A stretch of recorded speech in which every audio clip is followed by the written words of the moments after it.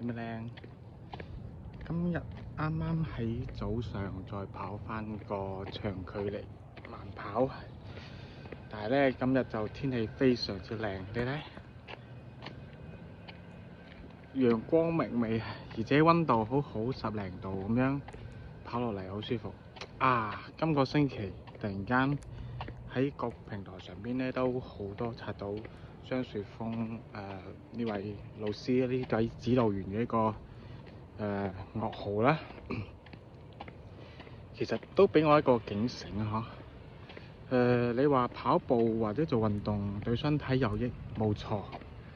但係上幾期我亦都嘗試去同大家講下話嘗試下自己嘅極限喺邊。但我首先向各位抱歉，我覺得我要收翻呢句話，安全情況下都係要根據醫生嘅指示咧去完成呢啲嘢，因為如果自己盲目去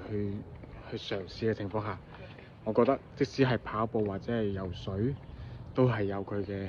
風險喺度，因為每個人嘅身體情況係唔一樣嘅，係咪？你睇下張雪峰，我查過資料，佢都係一個馬拉松嘅跑者嚟嘅，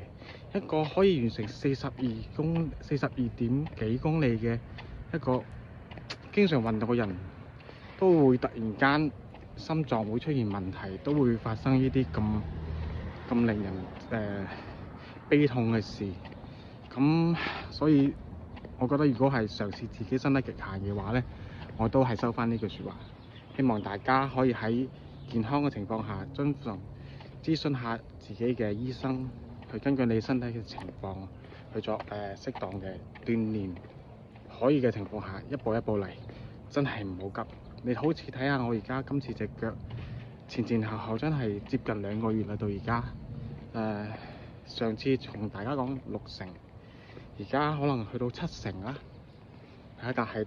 都仲係需要時間。去慢慢去恢復翻一啲嘢嘅，